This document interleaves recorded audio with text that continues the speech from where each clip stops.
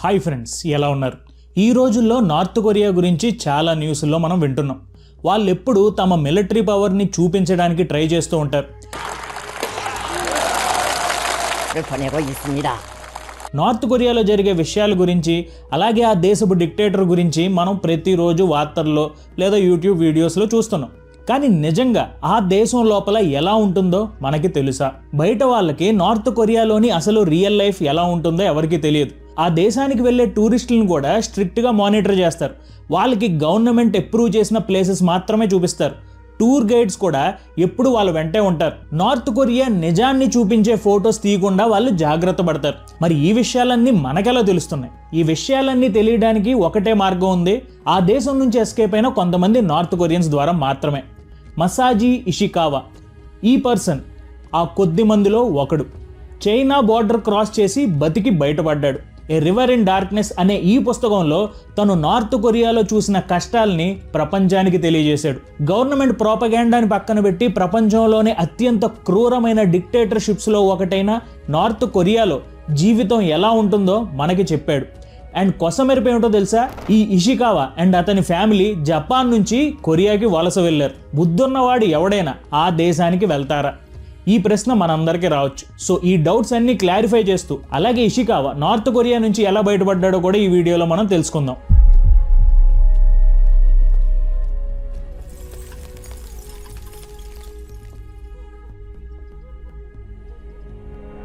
ముందుగా అసలు ఇషికావా కథ ఏంటి? 1950s చివరి నుంచి 1980s మధ్య వరకు దాదాపు 1,00,000 మంది సౌత్ కొరియన్స్, 2,000 మంది జాపనీస్ సిటిజన్స్ జపాన్ నుంచి షిప్స్లో నార్త్ కొరియాకి వెళ్ళారు. ఇది చరిత్రలో చాలా స్పెషల్ చాప్టర్. ఇంత పెద్ద సంఖ్యలో ప్రజలు ఒక క్యాపిటలిస్ట్ దేశాల నుంచి సోషలిస్ట్ కంట్రీ అయిన నార్త్ కొరియాకి వెళ్ళడం ప్రపంచ చరిత్రలోనే మొదటిసారి జరిగింది. ఈ పుస్తక రచయిత అయిన ఇషికావా వాళ్ళ ఫ్యామిలీకి కొంతమంది నార్త్ కొరియాలో బెటర్ లైఫ్ ఉంటుందని ప్రామిస్ చేశారు. జపాన్లో ఎలాగో మీరు భేదవారిగా బ్రతుకుతున్నారు, అదేదో నార్త్ కొరియాకి వెళ్తే 4 రాళ్ళు వెనకేసుకు రావచ్చని, సకల సౌకర్యాలు అక్కడ ఉంటాయని చెప్పి ఇషికావా లాంటి ఎంతో మందిని జాపనీస్ సిటిజన్స్ని కొరియాకి వెళ్ళే ఓడ ఎక్కించేశారు. కానీ వెళ్ళిన తర్వాత వాళ్ళకి అర్థమైంది వీళ్ళు అనుకున్న స్వర్గం కాదని. పోర్టుకి చేరుకోగానే నార్త్ కొరియాలో వాళ్ళని చాలా హీనంగా ట్రీట్ చేశారు. అక్కడ షిప్ అన్లోడ్ చేస్తున్న నార్త్ కొరియన్స్ బట్టలు చూసి ఇషికావా ఫ్యామిలీతో పాటు వచ్చిన వాళ్ళందరూ కూడా షాక్ అయిపోయారు. జపాన్లో ఉన్నప్పటికంటే కూడా వీళ్ళు ఇంకా చాలా పూర్గా కనిపించారు వీళ్ళకి. అక్కడ పోర్ట్లో తిన్న మొదటి భోజనం కూడా వీళ్ళకి వార్నింగ్ సైన్ ఇచ్చింది. వాళ్ళకి అక్కడ పెట్టింది ఏంటో తెలుసా? కుళ్ళిపోయిన ఆహారం. ఒక ముద్ద తిని పారేశారు. ఇంకా చేసేదేమీ లేక కొత్త ఇంటికి వెళ్ళాక అంతా సర్దుకుంటుందిలే అని చెప్పేసి వెళ్ళారు. అక్కడికి వెళ్ళినా వీళ్ళని జాపనీస్ లాగా చూశారు. డిస్క్రిమినేషన్ చాలా కామన్గా ఉండేది. ఇషికావా ఫస్ట్ స్కూల్ డేనే చూడండి. క్లాసులోకి వెళ్ళగానే ఒక క్లాస్మేట్ వాడిని జాపనీస్ అని పిలిచాడు. ఇషికావా వేసుకున్న వాచ్ అండ్ బ్యాగ్ చూసి మిగతా స్టూడెంట్స్ చులకన కామెంట్స్ చేశారు. ఎందుకంటే నార్త్ కొరియాలో పిల్లలు వాచ్ పెట్టుకోవడం, మంచి స్కూల్ బ్యాగ్ ఉండడం ఎప్పుడు చూడలేదు. నార్త్ కొరియాలో ఇలాంటి ఐటమ్స్ రేర్. అందుకే అక్కడ పిల్లలు ఇలాంటి మంచి మంచి వస్తువులు ఏమైనా ఉంటే వాటిని ఎవరికి కనపడకుండా బట్టల్లో చుట్టేసి దాచుకుని తెచ్చేవారు. ఇషికావా కూడా త్వరగానే ఇది తెలుసుకున్నాడు. కానీ ఫ్యామిలీలో వీడొక్కడే కాదు, వాళ్ళ అమ్మగారు కూడా స్ట్రగుల్ అవుతున్నారు. వాళ్ళ అమ్మగారు జపాన్లో ఉన్నప్పుడు నర్సుగా పనిచేసేవారు. కానీ ఇక్కడ లోకల్ అఫీషియల్స్ దీన్ని పట్టించుకోలేదు. కొరియన్ లాంగ్వేజ్ నేర్చుకునే వరకు ఆవిడికి జాబ్ ఇవ్వలేదు. వేరే పని లేక ఆవిడ కొండల్లో తిరుగుతూ అక్కడ దొరికే మంచి ఆహారపు వస్తువుల్ని తీసుకుని ఇంటికి వచ్చేవారు. ఇషికావా వాళ్ళ నాన్న ఫార్మర్, సో ఆయన సంపాదించేది చాలా తక్కువ శాలరీ. సో ఇంకా చేసేదేమీ లేక ఆయన కూడా కొండల్లోకి వెళ్ళి ఆహారం తీసుకొచ్చేవారు. నెక్స్ట్, నార్త్ కొరియాలో స్కూల్స్ ఎలా ఉన్నాయో తెలుసుకుందాం. ఇషికావా తన కుటుంబ పరిస్థితిని మెరుగుపరచాలని గట్టిగా అనుకున్నాడు. బాగా చదివితే యూనివర్సిటీకి వెళ్ళొచ్చు, దాని ద్వారా అందరి జీవితాలు బాగుపడతాయి అని అనుకున్నాడు. కానీ అది జరగబోదని తర్వాత స్లోగా తెలుసుకున్నాడు.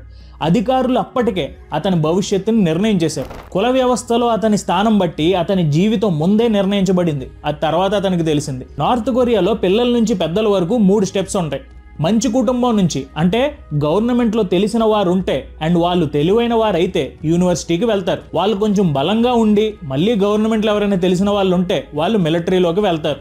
మిగిలిన వారంతా కూలీలు అవుతారు. చాలా కష్టపడి చదివిన ఇషికావాని అతని టీచర్ హాస్టైల్గానే క్లాసిఫై చేసింది. అంటే సామాజిక నిచ్చెనలో ఇషికావాది దిగువ స్థాయి. ఏం చేసినా అతని కలలను నెరవేర్చుకునే అవకాశం ఎవ్వరు అని ఇషికావా అర్థం చేసుకున్నాడు. జీవితంలో ఏం చేయాలనుకుంటున్నామని రాయమన్నప్పుడు ఇషికావా ఫ్యాక్టరీ వర్క్ చేస్తా అని రాశాడు. వ్యవసాయం కన్నా అది మెరుగని అతను అనుకున్నాడు. ఎందుకంటే ఫ్యాక్టరీలో పనిచేసే వాళ్ళకి ప్రమోషన్ వచ్చే అవకాశాలు ఎక్కువగా ఉంటాయి. కానీ అది కూడా అక్కడున్న లోకల్ బాడీస్ నిరాకరించారు. తన తండ్రిలాగే ఇతను కూడా ఒక రైతు అవ్వాలని నిర్ణయించేశారు. అయితే రైతు అవ్వాలన్నా కూడా వాళ్ళు ఎంతో కొంత చదువుకోవాలి, స్కూల్ని పూర్తి చేయాలి. అండ్ ఈ స్కూల్ అనేది చాలా కఠినంగా ఉండే ప్లేస్. స్టూడెంట్స్ని స్కూల్ నుంచే బ్రెయిన్ వాష్ చేస్తుండేవారు.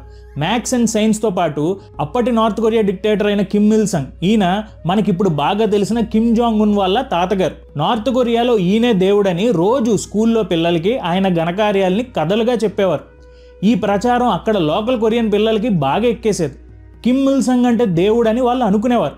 కానీ బయట నుంచి వచ్చిన ఇషికావా ఈడు దేవుడేంటి అనే అనుమానంలో ఉండేవాడు. కానీ ఇబ్బందులు రాకుండా ఉండడానికి ఎస్ ఈయన దేవుడని నటించేవాడు. అంతేకాదు స్కూల్లో స్టూడెంట్స్కి కొన్ని టాస్కులు కూడా ఇచ్చేవారు.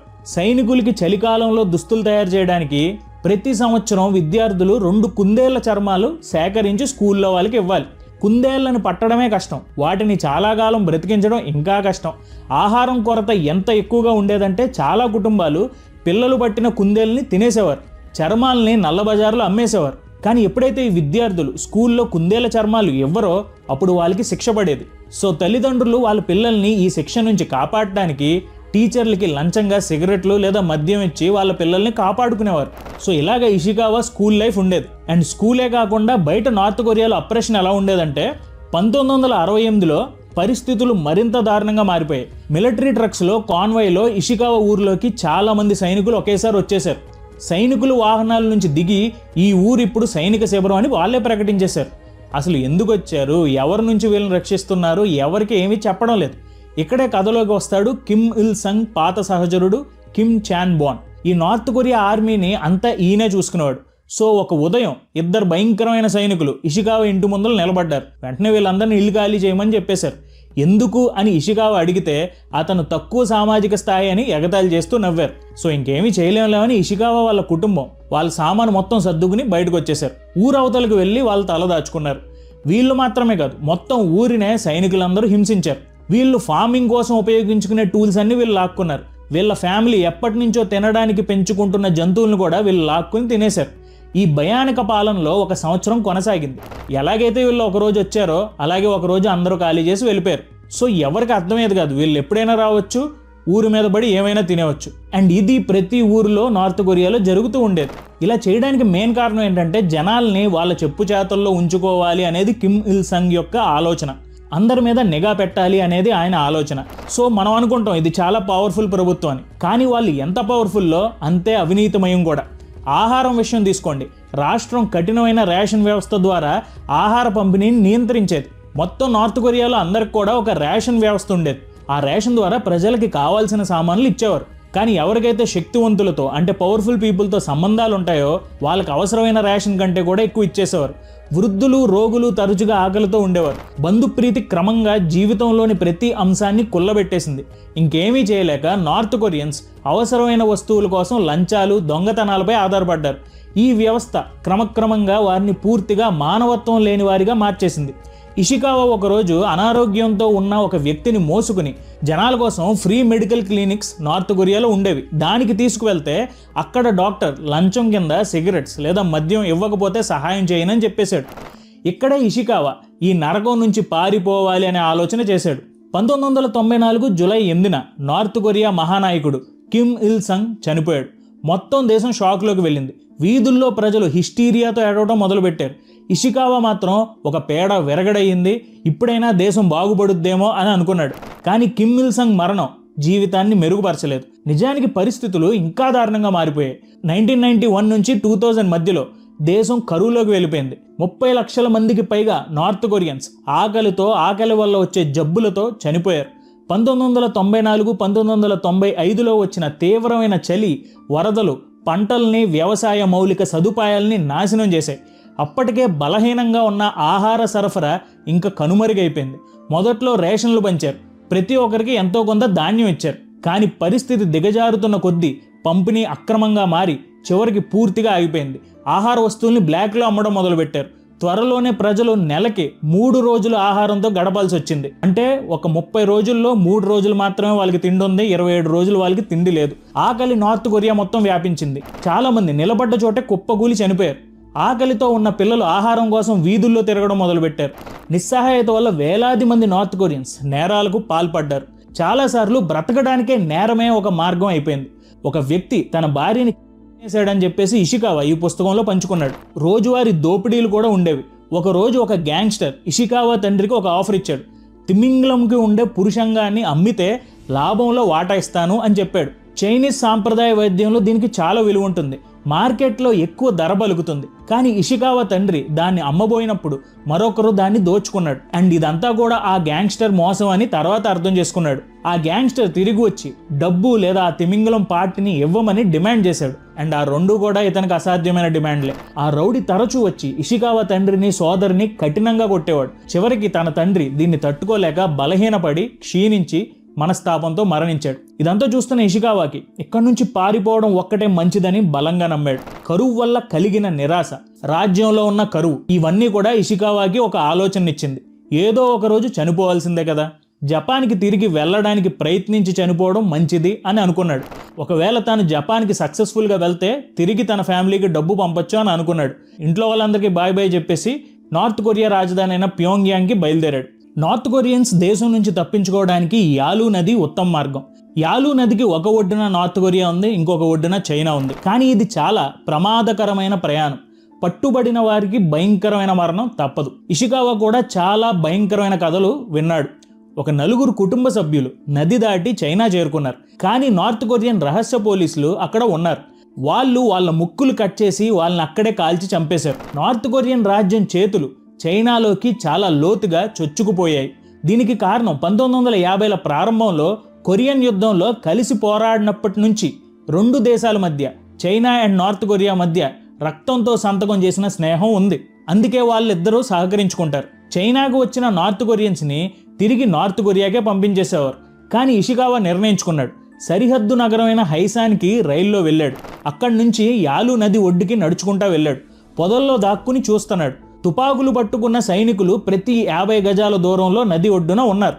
తను దాటగలనా అని సందేహం వచ్చింది.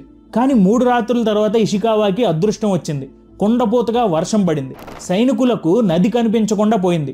అప్పుడే ఇషికావా ఈ అవకాశం తీసుకుని నదిలో దూకి ఈత కొట్టడం మొదలుపెట్టాడు. అవతల ఒడ్డుకి చేరేంతలో ప్రవాహం వచ్చి ఒక రాయి మీద తన తల తగిలి గాయపడి స్పృహ కోల్పోయాడు. 2 రోజులు స్పృహ లేని స్థితి తర్వాత మేల్కొన్నాడు.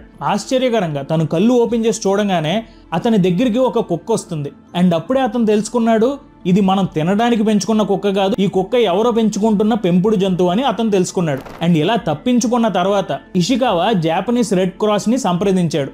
తన జీవిత కథ మొత్తం చెప్పాడు. ఆ సంస్థ ఆశ్చర్యపోయింది. నార్త్ కొరియా నుంచి తప్పించుకున్న మొదటి మాజీ జాపనీస్ పౌరుడు ఇషికావా అని వాళ్ళు తెలుసుకున్నారు. వాళ్ళు అతన్ని బీజింగ్లోని ఎంబసీతో కలిపారు. అయితే వారం రోజుల తర్వాత అతను మొత్తం చెప్పిన కథ అంతా నిజమని ధృవీకరించారు. జపాన్కి తిరిగి వెళ్ళడానికి అనుమతిచ్చారు. కానీ జపాన్ చేరుకోవడం అంత సులభం కాదు. ఇషికావా నిరంతరం భయంతో జీవించేవాడు.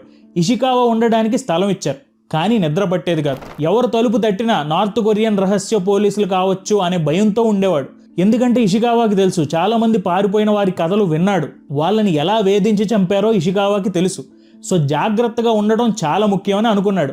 జాపనీస్ వీసా కోసం వేచి చూస్తూ ఉండేవాడు. అండ్ ఆ వీసా వచ్చేంత వరకు గదిలో నుంచి బయటకు వెళ్ళలేదు ఇషికావా. హోటల్లో పనిచేసే వాళ్ళు కూడా నార్త్ కొరియా సీక్రెట్ పోలీసులకి ఈ న్యూస్ని ఇస్తున్నారు అనే ఆలోచన ఇషికావాకి ఉండేది. ఎవరు తలుపు తట్టినా ఇషికావా 5 నిమిషాలు ఆగి తీసేవాడు. అండ్ తర్వాత కొన్ని రోజుల తర్వాత జపాన్కి ఇషికావాకి టికెట్ వచ్చింది. కానీ మంచి వార్త కూడా ఇతన్ని భయపెట్టింది.